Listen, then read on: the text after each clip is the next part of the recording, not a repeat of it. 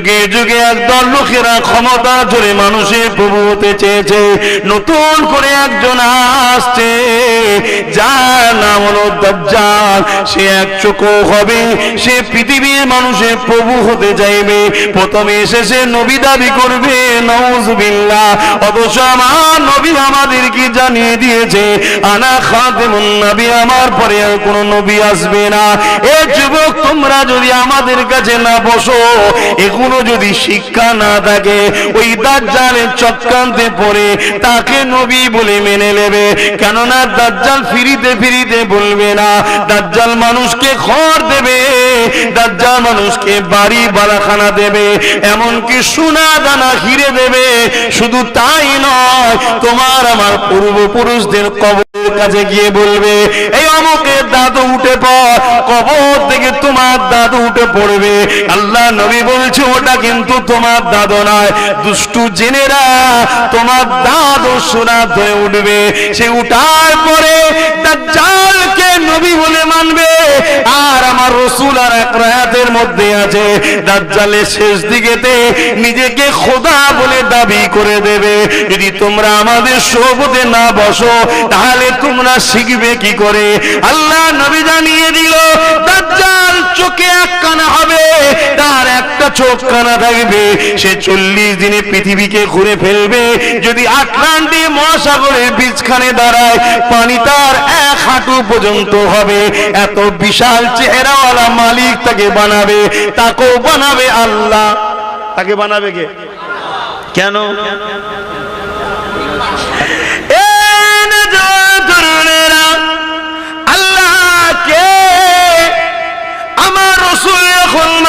জমিনে 1500 বছর আগে এসে কাবার সামনে দাঁড়িয়ে বলেছিল লা ইলাহা ইল্লাল্লাহ মুহাম্মাদুর রাসূলুল্লাহ।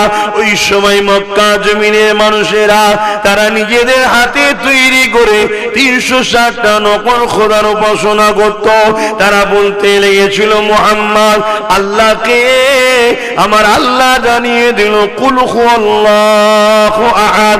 হাবিব আপনি বলে দিন আল্লাহ তিনি যিনি এক, আল্লাহুস সামাদ, আল্লাহ তিনি যিনি কারো মুখাপেক্ষী নয়। হাবিব আপনি বলে দিন লাম ইয়ালিদ ওয়া লাম ইউলাদ, আল্লাহ তিনি যিনার কারো থেকে সৃষ্টি নয়, অর্থাৎ তিনার বাপ মা নাই এবং তিনার সন্তান স্ত্রী নাই। ওয়া লাম ইয়াকুল লাহু কুফুয়ান আহাদ, যিনি এক অদ্বিতীয়, তিনার সমকক্ষ কেউ নাই।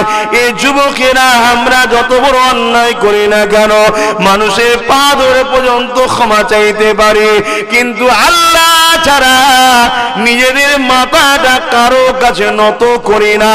এই যে একমাত্র মাথা নত হবে সৃষ্টিকর্তার কাছে, এই শিক্ষা আমাদেরকে দিয়েছে হযরত নবী মুহাম্মদুর রাসূলুল্লাহ।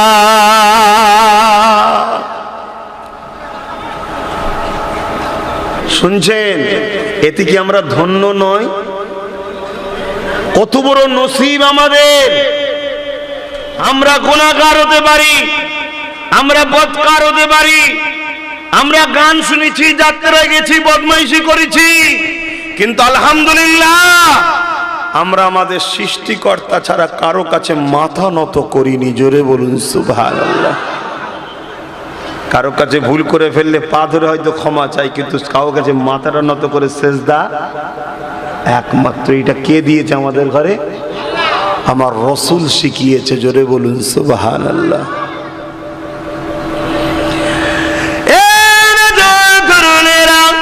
এই পৃথিবীর মানুষেরা আজ থেকে 2000 বছর আগে হযরত নবী ঈসা আলাইহিস সালাম চলে যাবার পরে আস্তে আস্তে এক আল্লাহকে ভুলতে লাগলো। এই সময় পৃথিবীর বুকে 2 শ্রেণীর মানুষ আছে। এক শ্রেণীর মানুষ তাদের লোভ লালসা হলো মানুষের প্রভু হব।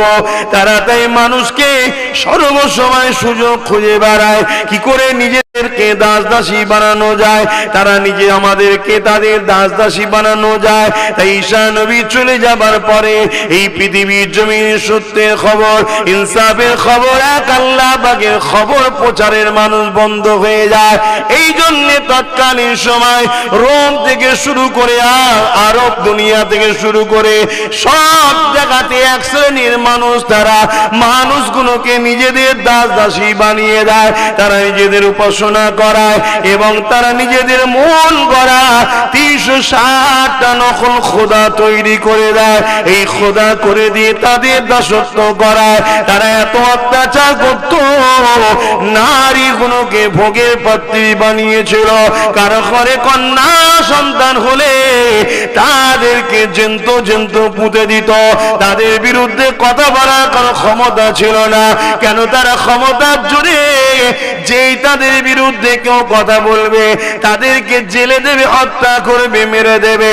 এই যুবকেরা এই সময় পৃথিবীর মানুষগুলোকে খারাপ রাস্তা থেকে বাঁচাবার জন্য, নাই সত্যের রাস্তায় আনার জন্য 570 খ্রিস্টাব্দে 12 রবিউল আউয়ালে সোমবার শুভে সাদেকের সময় তামাম কায়নাতের জন্য, তামাম মনুষ্য জাতির জন্য আল্লাহ পাক যিনাকে নবী রাসূল করে পাঠালেন তিনি হলেন মুহাম্মদ রাসূল। তিনি সবার জন্য আসলেন। তিনি এসে প্রথম বললেন লা ইলাহা ইল্লাল্লাহ, কোন ইলাহা নাই, কোন মালিক নাই, কোন প্রভু নাই, কোন খালেক নাই, ইল্লাল্লাহ, এক আল্লাহ ছাড়া। আনা মুহাম্মদ রাসূলুল্লাহ, আমি সেই রবের পক্ষ থেকে মেসেঞ্জার এসেছি, রসুল এসেছি, খবরদাতা এসেছি, তোমরা আমার কথা মেনে নাও। ভাই মেনে নেবে? এত সহজে মেনে নিয়েছিল? হ্যাঁ, তারা আমার রসুলকে রক্তাক্ত পর্যন্ত করেছে। আজ এই যে আমরা এক আল্লাহ পেয়েছি আমার রসুলের অবদানে, কিন্তু আজ আমাদের ঘরের ছেলে এক আল্লাহ পেয়ে খুশি নয়। এমন এমন জায়গায় যায় যেখানে এক আল্লাহ ছাড়া অনেক আল্লাহর উপাসনা হয়, সেখানেও আমাদের ছেলেরা ঘুরতে যায়। মনে রাখবে, গজবের জায়গায় যেতে নাই, টক করে যদি ধরা পড়ে যাও ওই গজবের শিকার হয়ে যেতে হবে, বিপদের শেষ থাকবে না। এই যুবকেরা, তরুণেরা, বাপেরা, আমার আল্লাহ বা তিনি তোমাকে আমাকে কত ভালোবেসেছেন। আল্লাহ তোমাকে আমাকে যদি চোখে জ্যোতি না দিত, মায়ের পেট থেকে যখন বাইর হলাম যদি চোখে জ্যোতি না আল্লাহ দিত, আমাদের মালিক যদি চোখে জ্যোতিটা কিনে নিত, জীবনে কোনোদিন মাকে দেখতে পেতেন না, জীবনে কোনোদিন বাপকে দেখতে পেতেন না, জীবনে কোনোদিন এই জমিন আসমানকে দেখতে পেতেন না। আল্লাহ পাক দয়া করে আমাকে আপনাকে চোখের জ্যোতি দিয়েছে, এর বিনিময়ে আল্লাহ তোমার আমার কাছে কিছুই কিন্তু নেয়নি। এখন যদি কেউ আপনাকে কোনো রাত্রি ধরে, রাস্তা দিয়ে আসছিলেন, চোখ দুটো উপরে লব, আপনার কাছে 50 লক্ষ টাকা আছে, টাকাটা দেন আর চোখ দুটো নিয়ে লব, আপনি কি বলবেন? চোখ নিয়ে টাকা দেবো বলবেন? কি বলবেন? ভাই টাকা লিজা, ভাই চোখ লিসনি, কি গো বলবেন তো নাকি? হ্যাঁ কি না আমার ভুল বলা হচ্ছে? তাহলে দুটো চোখের দাম 50 লাখের থেকেও দামি। তাহলে আল্লাহ কত দামি জিনিস আমাদের কাছে রেখেছে, বুঝতে পারছেন? এখনো সময় আছে, সূর্য দেখা যাচ্ছে, ডুবে যায়নি, সন্ধ্যা হয়নি। অন্ধকার হওয়ার আগে পরিবর্তন হও। তোমার এই আরামের জিন্দেগি বেশি দিনের নয়। যদিও দুনিয়াতে আল্লাহ তোমাকে পাকড়াও নাও করে, তুমি জেনে রেখে দিও তোমার স্টাইল তোমাকে আল্লাহ পাকড়াও করে জাহান্নামে দেবে। তোমাকে আল্লাহ এই জন্যে পাঠাইনি, তোমাকে আল্লাহ পাঠিয়েছে মুহাম্মদ রাসূলের গোলামি করার জন্য। জোরে বলুন সুবহানাল্লাহ। অর্থাৎ মা আতাকুমুর রাসূল ফাখুযুহু ওয়া মা নাহাকুম আনহু ফান্তাহু। আমার নবী যা আদেশ করেছে মেনে নাও, আমার নবী যা নিষেধ করেছে ছেড়ে দাও। আল্লাহ নবী কখনো জালিমদের পক্ষে ছিল না, আল্লাহ নবী মুসলিমদের পক্ষে ছিল। মুসলিমদের পক্ষে দাঁড়াতে গিয়ে আল্লাহ নবীকে তায়েফের জমিনে রক্তাক্ত হতে হয়েছে। তথাপিও নবী আমার গরিব মুসলিমদের পক্ষে ছিল, জালিমদের পক্ষে কখনো দাঁড়াই না। নবীর উম্মত দাবি করব, জালিমদের সাথ দেব।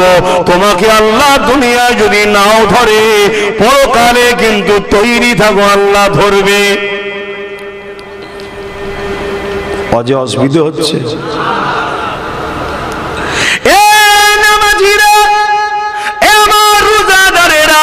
নামাজ আল্লাহর হুকুম ঠিকই কথা, রোজা আল্লাহর হুকুম ঠিকই কথা রেখেছেন, আলহামদুলিল্লাহ, অনেক ভালো কথা। কিন্তু মনে রাখবেন, ওই নামাজ আল্লাহ নেবে না, ওই রোজা আল্লাহ নেবে না। আপনি নামাজ পড়েন ঠিকই কথা, কিন্তু আপনার উঠা বসা জালিমের সাথে, আপনার উঠা বসা মাতালের সাথে, আপনার উঠা বসা নারীদের উপরে যারা জুলুম করে তাদের সাথে, আপনার উঠা বসা যারা এলিম ইতিমদেরকে লুটে তাদের সাথে আমার আল্লাহ নবী জানিয়ে দিলে, দুনিয়ায় যে যার সঙ্গে উঠা বসা করবে, পরকালে সে তার সঙ্গে জাহান্নামে যাবে। আপনার নামাজ আল্লাহ নেবে না, আপনার রোজা আল্লাহ নেবে না। কেন? আল্লাহ কোরআনে জানিয়ে দিল, কুনতুম খায়রা উম্মাতি উখরিজাত লিন-নাসি তা'মুরুনা বিল মারুফ ওয়া তানহাউনা আনিল মুনকার। এ বিশ্বের মানুষেরা, আমি আল্লাহ তোমাদেরকে শ্রেষ্ঠ উম্মত করেছি। আমি তোমাদের জন্য দুটো কাজ দিলাম। প্রথম কাজ হলো তুমি নিজে ভালো কাজ করবে, দ্বিতীয় কাজ হলো অন্যায় বিরোধী করবে।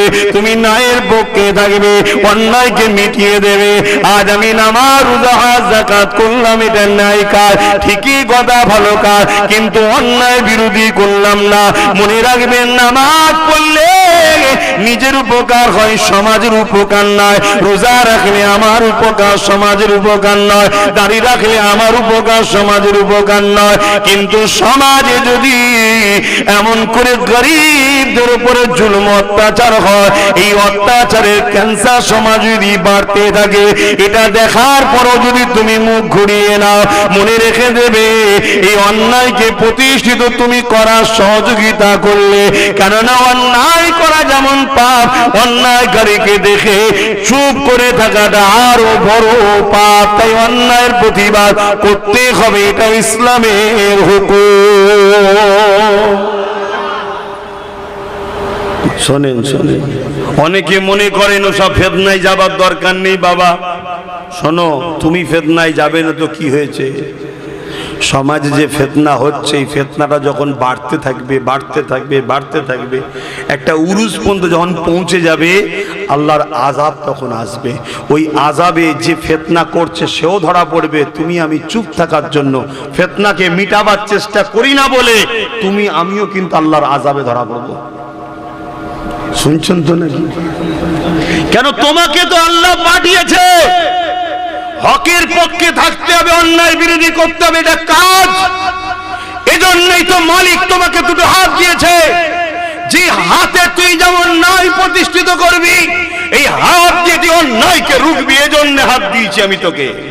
কিন্তু আজ আমরা এই হাত দিয়ে ন্যায় তো প্রতিষ্ঠিত করার স্বপ্ন কোনোদিন দেখলাম না, উপরন্তু অন্যায়কারীদের ঘরে কোলে করে তোলার স্বপ্ন দেখছি। এ ফাইসাল্লাহ কিন্তু আল্লাহর কাছে দিতে হবে। আহা, আল্লাহ বা যদি তোমাকে আমাকে দুটো হাত না দিত, তাহলে তুমি আমি হাত দিয়ে কোনো কাজ করতে পারতাম না। এমনকি কিছু খাবার সময় অন্যজনের সাহারা নিতে হতো, তুমি আমি নিজে খেতে পারতাম না। আল্লাহ পাক কেন হাত দিল? গরিবকে লুটার জন্য নয়, আল্লাহ হাত দিয়েছে গরিবকে সাহায্য করার জন্য। সেই গরিবটা যদি মুসলমান নাও হয়, অমুসলিম ঘরে যদি হয়, তার তারপরও তাকে সাহায্য করতে হবে, লুটা যাবে না। কেননা যে লুটে সে জালিম, যে সাহায্য করে সেই তো আল্লাহর প্রকৃত প্রেমিক বান্দা। এ যুবকের আল্লাহ দুটো হাত দিয়েছে বাবার খিদমত করার জন্য, আল্লাহ দুটো হাত দিয়েছে এতিম অসহায়কে দান করার জন্য, আল্লাহ দুটো হাত দিয়েছে এই হাত দিয়ে সমাজে ন্যায় প্রতিষ্ঠিত করার জন্য। এই হাত দিয়ে আপনি আপনার মসজিদ মাদ্রাসা বানাবে, এই হাত দিয়ে কোরআন ধরবে, এই হাত দিয়ে আপনার যখন কোনো প্রয়োজন হবে আল্লাহর কাছে দুয়া চাইতে থাকবে। এজন্যই তো আল্লাহ হাত দিয়েছে। আজকে হাত আমরা ঠিক জায়গায় ইউজ করছি? বলুন, এই হাত কি ঠিক জায়গায় ইউজ করতে পারছেন? যদি করে থাকেন আল্লাহ হিসাব নেবে না, আর যদি না করে থাকেন তো তৈরি থাকেন, আল্লাহ কিন্তু হিসাব নেবে। বান্দারে আমি তোকে দুটো পা দিয়েছি, তুই ওই পা দিয়ে কোথায় হেঁটে হেঁটে গেছিলি বল। বান্দা, আল্লাহর ওলিদের দরবারে গিয়েছিলিস কি বল? মসজিদে গিয়েছিলিস কি বল? মাদ্রাসায় গিয়েছিলিস কি বল? নাই সত্তর মাহফিলে গিয়েছিলিস কি বল? এতিম গরিবদের ঘরে দেখতে গিয়েছিলিস কি বল? এমন করে কোন অসুস্থ বিমারি ছিল তাকে দেখতে গিয়েছিলিস কি বল? হকের পক্ষে পায়ে হেঁটেছিলিস কি বল? ওরে আমার বান্দারে, পা আমি দিয়েছি, আমার রাস্তায় হেঁটেছিস কি বল? যদি আমরা হেঁটে থাকি চিন্তার কারণ নেই, আল্লাহ পাকে জান্নাত দেবে। আর যদি হেঁটে না থাকি তৈরি থাকে, আল্লাহ ছাড় দিয়েছে ঠিকই, ছেড়ে কিন্তু দেয়নি। দিয়েছে নাকি?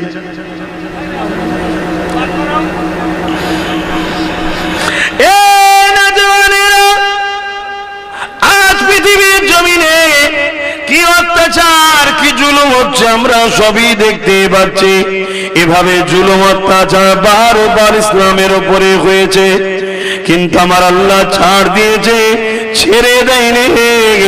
আজ আমরা ফেসবুক খুললে দেখতে পাই বাচ্চা বাচ্চা ছেলেদের লাশগুলোকে বোমের আঘাতে তাদের ঘর বাড়ি ভেঙে দেওয়া হচ্ছে, কিন্তু আল্লাহ খামোশ রয়েছে, সবর করে আছে, ছাড় দিয়েছে, ছেড়ে কিন্তু দেয়নি। মনে রাখবেন, এই অত্যাচারটা আজকে নতুন নয়, যুগে যুগে যুগে একদল জালিমরা এইভাবে অত্যাচার করেছে।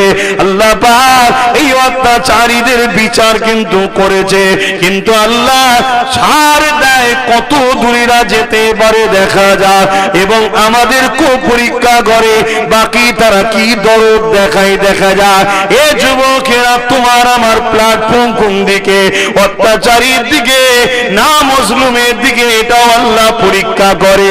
এই আজকের দিনে পৃথিবী জুড়ে যে অত্যাচারটা হচ্ছে, ওই অত্যাচার যারা করছে তাদের পক্ষে দাঁড়াবেন না যাদের উপরে জুলুম হচ্ছে তাদের পক্ষে দাঁড়াবে?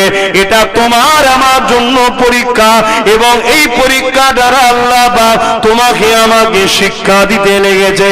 ওরে আমার বান্দা বান্দিরে, আমি আল্লাহ কোরআনে যাদেরকে দুশমন ঘোষণা করেছি, তাদেরকে দুশমন জানার পরে বন্ধু বলে অ্যাকসেপ্ট যখন করে নিবি, আমি আল্লাহ তাদের হাতেই তোদেরকে লাঞ্ছিত করব।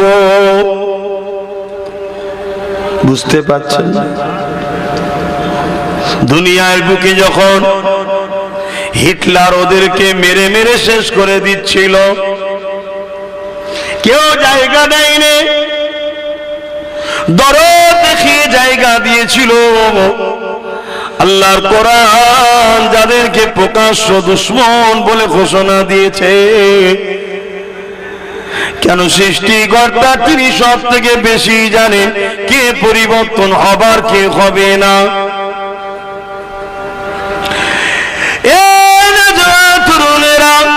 আজকে তারা আস্তে আস্তে আস্তে খেয়ে ধুয়ে ধুয়ে ধুয়ে যখন মোটা সোনা তাজা হয়ে গেছে, এবারে ছবল মারতে লেগেছে, তখন তুমি আমি পেরেশান হয়ে যাচ্ছে, এটা কি করে হয়, এটা কি করে হয়। এ থেকে তোমাকে আমাকে শিক্ষা নেওয়ার ব্যাপার আছে না নাই? নেওয়ার দরকার আছে না? নাই। আমরাও তো ওই ভুলের কাজ করে যাচ্ছি। ওনারা 80 বছর মরছে আর আমরা 77 বছর ধরে তো ভুগছি। কথা বুঝছেন না? বোঝেন না? আমরাও তো খেয়ে দিয়ে আর করে পরে আল্লাহর খেয়ে আর বোনের মোষ তাড়াচ্ছি। কি করে না? করে না? এ থেকে শিক্ষা নাও।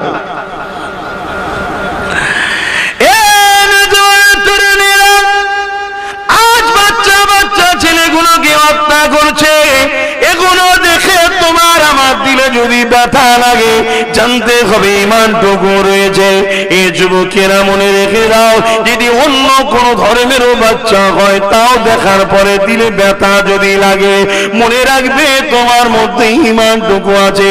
সে অন্য ধর্মের হতে পারে, কিন্তু সৃষ্টির মালিক তো একজন আল্লাহ, যিনি আমাকে বানিয়েছে তিনাদেরও বানিয়েছে। অতএব আল্লাহর সৃষ্টিগুলোকে এইভাবে ক্ষমতা জোর দিয়ে তাদের উপরে বোম চার্জ করে হত্যা করে দেওয়া হচ্ছে। এই ব্যথা যদি তোমার আমার দিলে না লাগে, তাহলে মনে রাখতে হবে ঈমান বলে কিছু না। আর ব্যথা যদি লাগে, জানতে হবে ঈমান রয়েছে। তবে এটা দেখে ঘাবড়ে যাবার কিছু না, কেননা ইসলামের ইতিহাস আমাদের পড়া আছে। হযরতে মুসা আলাইহিস সালামের জবানাতে মুসা নবী যখন দুনিয়ার জমিনে আসবে, একজন গণকারক ফেরাউনকে বলেছিল, এ ফেরাউন রে, একজন বাচ্চা জন্মগ্রহণ করতে লেগেছে, যে বাচ্চা তোমার রাজত্বকে মিটিয়ে দেবে। ফেরাউন এত বড় জালিম ছিল, সে তার রাজত্বকে টিকাবার জন্য প্রতিটা বাড়ির দৌড়ে দৌড়ে দুজন করে প্রশাসন লাগিয়ে দিয়েছিল। তাদেরকে ঘোষণা দিয়ে দিয়েছিল, কোন পুত্র সন্তান জন্ম হলে তাদেরকে কতল করে দাও। ফেরাউন এইভাবে ওই সময় মিশরে যত বাচ্চা জন্মগ্রহণ করেছিল পুত্র সন্তান, সবাইকে হত্যা করেছিল। শুধু একদিনের হিসাব বলছি, একদিনে 12,000 বাচ্চা ছেলেকে ফেরাউন কতল করেছে। কত? তোমার আমার বাচ্চাগুলোকে কতল করা হয় না এখন। যদি এখন না শুধরাই, কাল তোমার আমার উপর ওই জুলুম আসবে। শুনছেন তো নাকি? মাইকের আওয়াজে বুঝতে পারছেন তো নাকি? হ্যাঁ, এখনো শুধরান, এখনো সময় আছে। তাহলে কত হাজার একদিনে? 12,000। কি জন্যে? শুধু নিজের শয়তানি গদিকে টিকাবে বলে, নিজের শয়তানি পথকে টিকাবে বলে, ক্ষমতাকে দখল করবে বলে। যুগে যুগে এটা হয়েছে। আর আজকে যে বাচ্চাগুলোকে মারা হচ্ছে কেন? হসপিটালে বোম মারছিস কেন রে? না, এই বাচ্চাগুলো বড় হয়ে মসজিদে আকসাকে বাঁচাবার জন্য লড়বে। ওদের লক্ষ্য মসজিদে আকসাকে ভেঙে দেবে। এ লড়াই হচ্ছে না হয়নি? বলুন, হচ্ছে না হয়নি? এ যুগ যুগ ধরে হবে।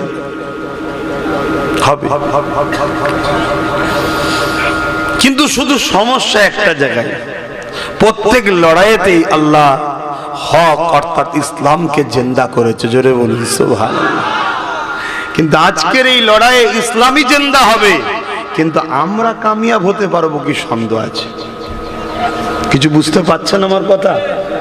আজকের এই লড়াই বিশ্বকে মেসেজ দেওয়া হচ্ছে যে একজন আসছে, ওদের মসিহ দাজ্জাল, অতএব তার নেতৃত্ব পৃথিবীতে শক্তিশালী করার প্ল্যান চলছে। আর আমাদের পক্ষে একজন আসছে, তিনি হলেন হযরত ইমাম মেহেদী আলাইহিস সালাম। জোরে বলুন সুবহানাল্লাহ। পৃথিবী জুড়ে দাজ্জালের পক্ষ কাজ করছে, মেহেদী হুজুরের পক্ষ কাজ করছে।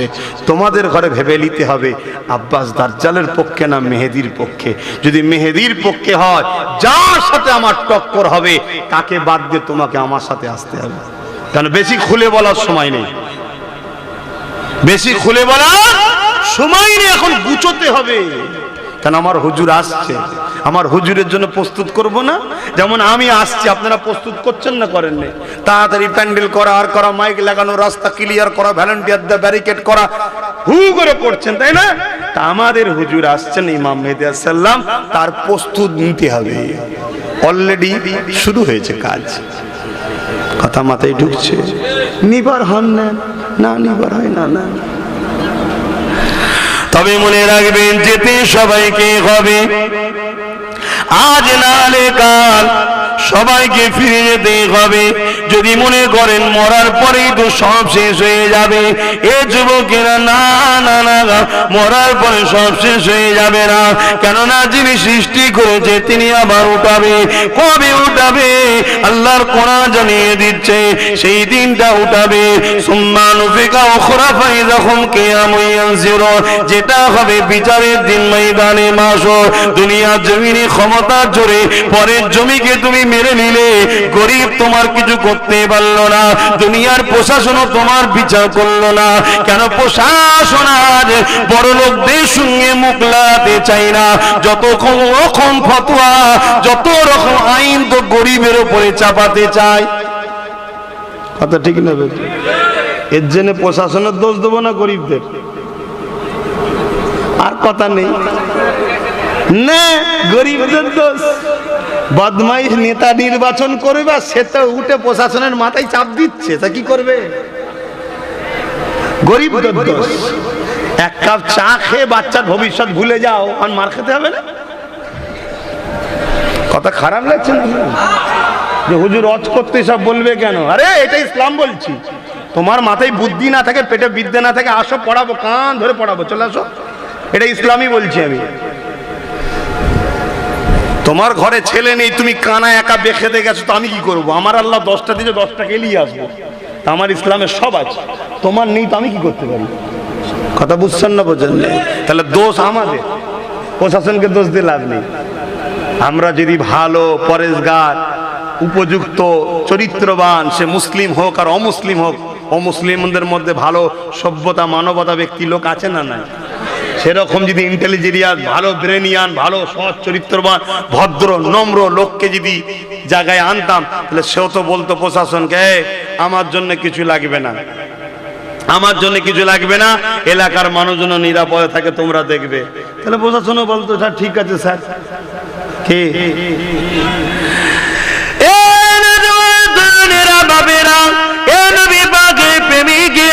মনে রাখবে, পৃথিবীর জমিনে যুগে যুগে একদল লোকেরা ক্ষমতা জোরে মানুষের প্রভু হতে চেয়েছে।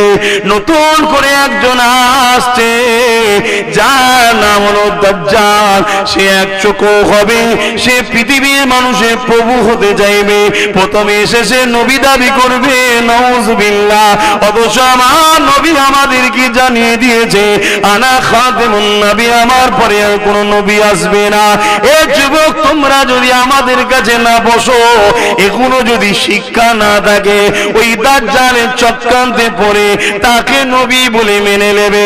কেননা দাজ্জাল ফিরিতে ফিরিতে বলবে না, দাজ্জাল মানুষকে ঘর দেবে, দাজ্জাল মানুষকে বাড়ি বালাখানা দেবে, এমনকি সোনা দানা হিরে দেবে।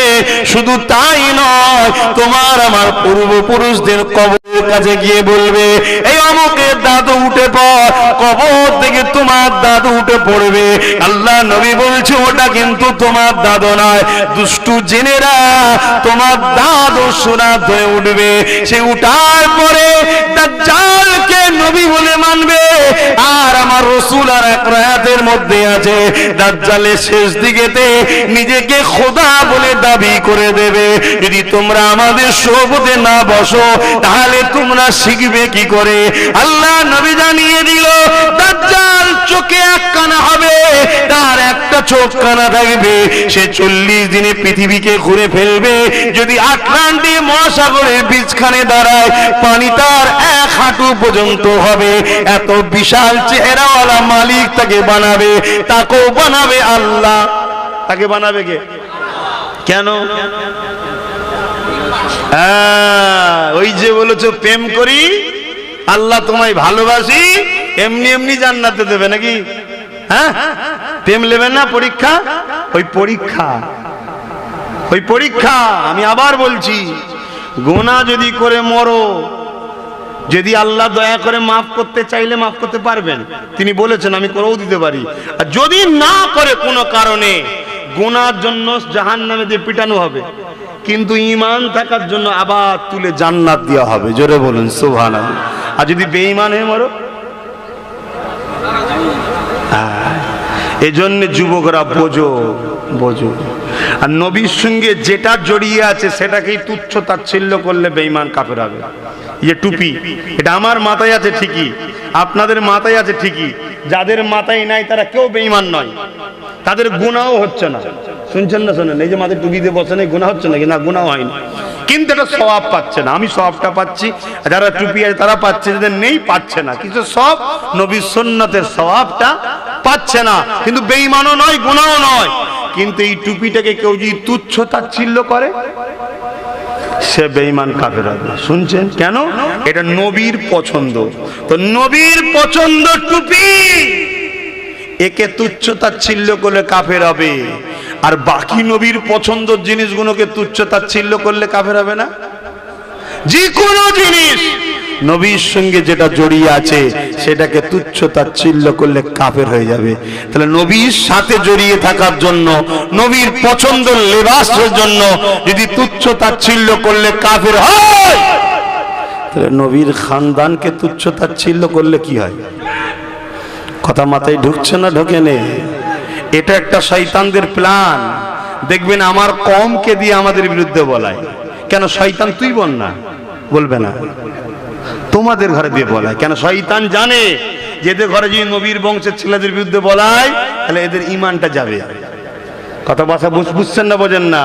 কারণ নবীর ভালোবাসাকে আঘাত করছে, তার মানে নবীকে আঘাত করা। আপনার ভালোবাসা আপনার সন্তান, আপনার সন্তানকে আঘাত করলে আপনি আঘাত পাবেন না? পাবেন না। এই জন্য দেখবেন ওদের ঘরে বলেন না যে তোরা বল না, বল না, বলবে না। কেন? সর্বসময় আমাদের ঘরে বেঈমান বানাতে চায় কারা? যারা দাজ্জালের চেলা, তারা। মনে রাখবেন, সমাজের দাজ্জাল মিডিয়া ভরে যাচ্ছে, দাজ্জাল মিডিয়া ভরে যাচ্ছে। এগুলো তো সাবধান। আমার আজে কি আপনাদের অসুবিধা হচ্ছে নাকি? নিতে পাচ্ছেন না? বেকার বকে যাচ্ছি। এখনো সময় আছে, পরিবর্তন হন, বোঝার চেষ্টা করেন। এ যুবকেরা, তরুণেরা, দুনিয়া হাজারো চেষ্টা করেছে মুসা আলাইহিস সালামকে মিটিয়ে দিবার। 12,001 দিন বাচ্চাকে কতল করেছে, আরো কত হাজার বাচ্চা কতল করেছে, কিন্তু আমার আল্লাহর ফয়সালাকে মিটাতে পারেনি। যে মুসাকে কতল করার জন্য এত বাচ্চা কতল হয়ে গেল, সেই মুসা আলাইহিস সালামকে আল্লাহ পাক তিনার ঘরেতেই লালন, বাচ্চা ফেরাউনের ঘরেতেই লালন পালন করিয়ে বড় করছে। এ দুনিয়া দুদিনের এসেছি, আমাদেরকে আল্লাহকে খুশি করে যেতে হবে। নতুন করে পৃথিবীর জুড়ে আবার আল্লাহ রসুলের ভবিষ্যৎবাণী, দাজ্জাল আসছে। আর আল্লাহ নবী বলছেন পৃথিবীর বুকে সব থেকে বড় ফিতনার নাম হলো দাজ্জালি ফিতনা। জাহিলিয়াত প্রথা ছিল রাসূলুল্লাহ আসার আগে, তার থেকেও বড় ফিতনা হলো দাজ্জালি ফিতনা। এ আমার কম শুনছো? হাতে তালুতে আগুন রাখা সহজ হবে তো ঈমান বাঁচানো কষ্ট হবে। আজ তো আমাদের ছেলেরা, এদের হৃদয়ে কোনো ওলি আউলিয়া, পীর পয়গম্বর, সাহাবারা, খালিদ বিন ওলীদ বা সুলতান সালাউদ্দিন আইবি, এমন কোন হিরো এদের হৃদয়ে নাই। আমাদের ছেলেদের হৃদয়ে আছে কারা? যারা দুনিয়ায় ফ্রড করে, চিটিং করে, তারা আমাদের হৃদয়ে ঢুকে গেছে, আমাদের ছেলেদের হৃদয়ে। খেয়াল করে দেখুন। যুবকেরা, কারো মনে হতে পারে আপনি নামাজের কথা বলবেন, রোজার কথা বলবেন, এসব কথা কেন বলছেন? এই জন্যই তো আপনার মাহফিলগুলোকে বাধা দেওয়া হচ্ছে। হ্যাঁ, আমিও জানি আমার মাহফিলকে বাধা দেওয়া হয়। কেন? নামাজ পড়ার কথা বলার দায়িত্ব আমার নয়, বাপ মার। রোজা রাখার কথা বলার দায়িত্ব আমার নয়, বাপ মার। কিন্তু হারাম খেয়ে নামাজ পড়লে কবুল হবে না, ওটা বলার দায়িত্ব আমার। ইসলামের দুশ্মনের সঙ্গে দল করে রোজা রাখলে কবুল হবে না, ওটা বলার দায়িত্ব আমার। বেঈমান টুপি মাথায় দিয়ে তোমার সঙ্গে বসে গিয়ে আল্লাহ নবীর সুন্নতকে তুচ্ছ তাচ্ছিল্য করবে, আর তুমি মুচকে মুচকে হাসবে। তুমি রোজা রাখো, হজ করো, যাই করো, তুমি জাহান্নামে যাবে, এটা বলার দায়িত্ব আমার। এ যুবকেরা, তরুণেরা, বাবেরা, এ নবী পাকের প্রেমিকেরা, নামাজ যদি পড়ো তোমারও প্রকার না পড়লে তোমার গুনাহ, কিন্তু এই সমাজকে যদি এমন করে ক্যান্সার তৈরি করে দেওয়া হয়, এই সমাজে যদি খুন খারাপির প্রতিষ্ঠিত করে দেওয়া হয়, এই সমাজকে যদি ভিখারি বানিয়ে দেওয়া হয়, এই সমাজকে যদি লোভ লালসায় নামিয়ে দেওয়া হয়, বিশেষ করে আমাদের মেয়েগুলো যাদেরকে আল্লাহ পাক বলেছে এ নারীরা তোমরা ঘরে থাকো, পর্দায় থাকো, আমি তোমাদের মালিক, তোমাদের সম্বন্ধে আমি যা জানি অন্য কেউ জানে না, যে আমি বলি তোমাদেরকে আমি অনেক দামি সম্পদ করেছি, তোমরা ঘরে থাকো, তোমরা বাইরে বেরো না। কিন্তু আজকে এই সমাজ দেখছে পুরুষগুলো তো হাটে বাজারে দিশিরি ঘুরে ঘুরে হারাম কোনো না কোনো কায়দায় খেয়ে ফেলছে, তাই পুরুষদের দোয়ার কবুল হচ্ছে না, নারীগুলো দোয়া করলে কবুল হয়ে যাবে।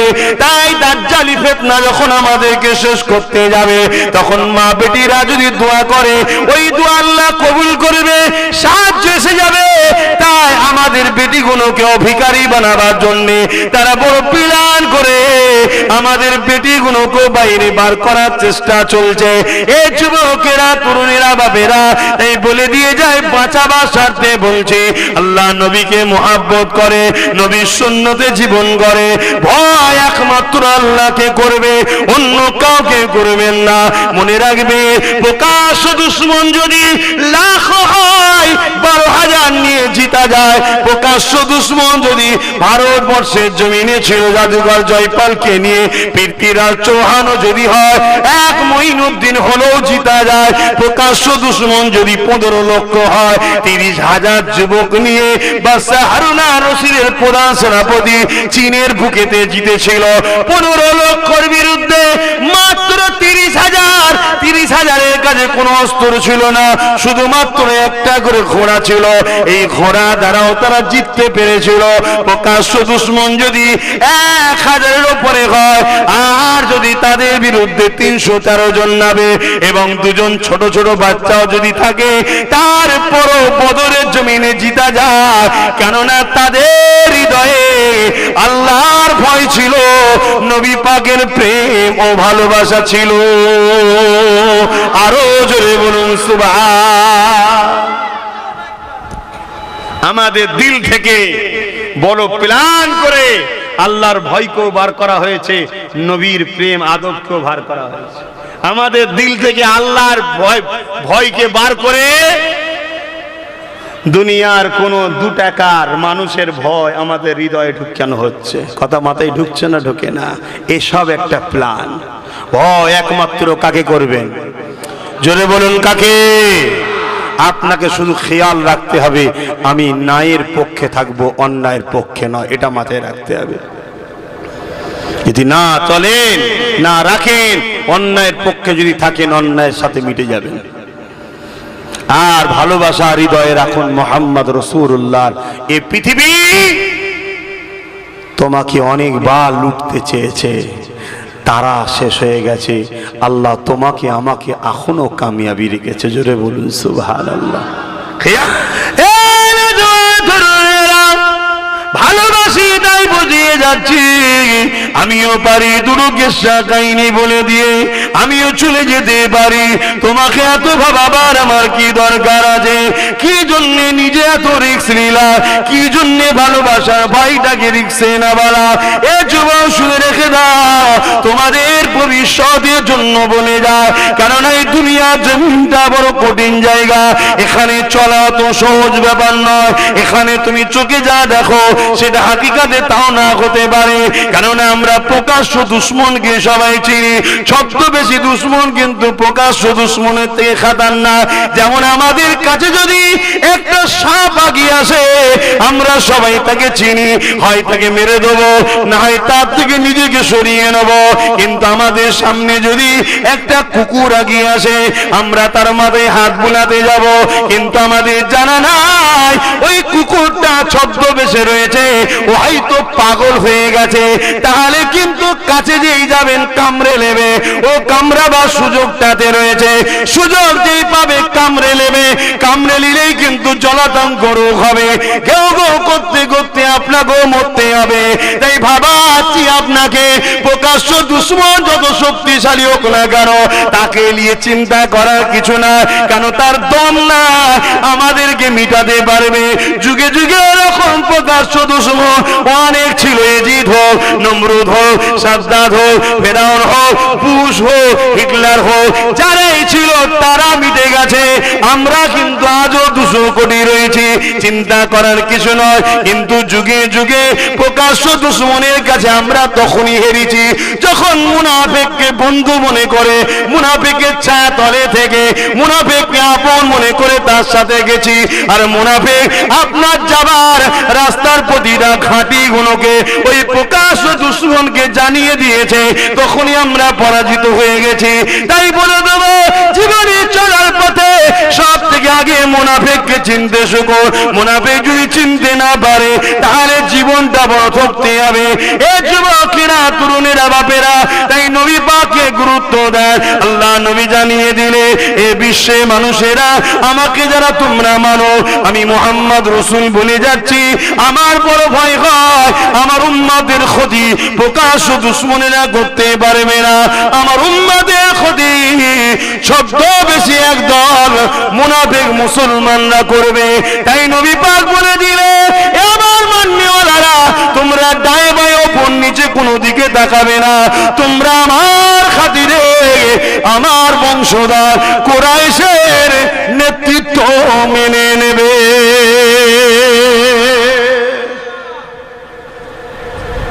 কে নেতৃত্ব দিবার শখ আছে না আছে তার দরকার নেই, কে ডাক দিয়েছে না দিয়েছে আমি জানি না, কিন্তু আজ আব্বাস সিদ্দিকী ডাক দিয়েছে না দেয়নি যে তোমরা আমার সাথ দাও, বলিছি না বলিনি?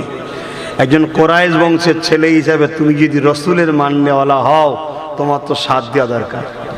ঠিক ও ভুল বলছি? তুমি যদি বলো এটা হলে এটা হবে, এটা হলে এটা হবে, এটা হলে এটা, এতই যখন বুঝেছো, তাহলে প্রায় 100 বছর কিছু কম বেশি হতে গেল, এত দুর্দশা কেন? এতই যদি বোঝো, সব থেকে মূর্খ মুসলমান কেন? সব থেকে বেকার মুসলমান কেন? সব থেকে অশান্তি গরিবী মুসলমান কেন? এত বছর ভেবে ভেবে কি করলে? কিছু করতে পেরেছো?